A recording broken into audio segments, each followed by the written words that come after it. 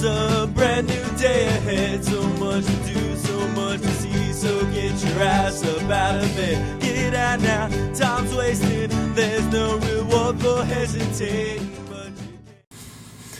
Hey, you know what? You should be immune to changes that you make during time travel. And the reason I say that is, well, first of all, one of the things that some physicists use to say time travel is not possible is Eddington's arrow of time, which states that time always moves in a straight line from the past into the future, which makes sense just basically because of the fact that time is relative to the position of the observer, which means it's highly customizable. For example, if I travel into the past, the arrow of time is still moving in the same direction for me.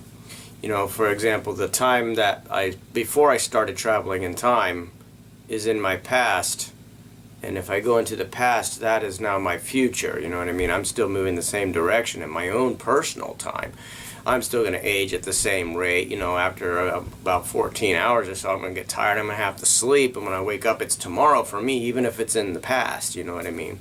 It's just when I traveled into the past, that's my future. Okay, I can still remember a time when I was younger before I time traveled. You know, so I'm still moving in a straight line from my own personal past into my own personal future, regardless of what direction I travel in time.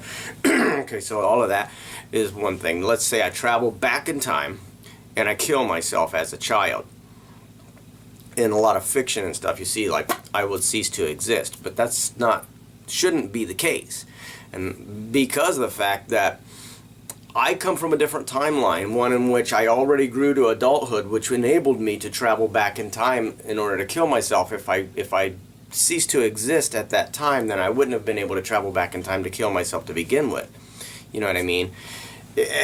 It's not quite as metaphysical as all of that, you know what I mean? Because then let's say, okay, I travel back in time, which is I'm still going into my own future, right, from my past at a time when I've already grown up, right? And I kill myself as a child, and I turn around and I head back to the present day in time, still continuing to travel into my own future. I will have a whole new set of challenges when I get back, but the problem is I'm on a different timeline now. You know what I mean? One in which I was never there. So, for example, I'm obviously here because I come from a separate timeline, one in which I didn't die as a child.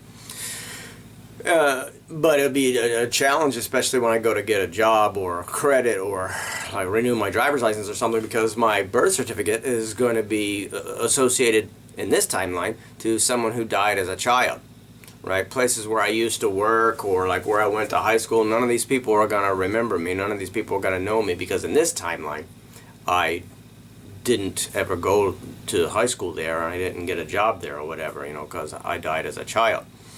But I should still remain as an adult because I traveled in time and did that, right? So I think that time travelers will be immune to changes that they make in the timeline.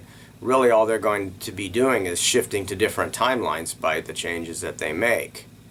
You know what I mean? So that's my take on that, and I guess I'll see you in the future.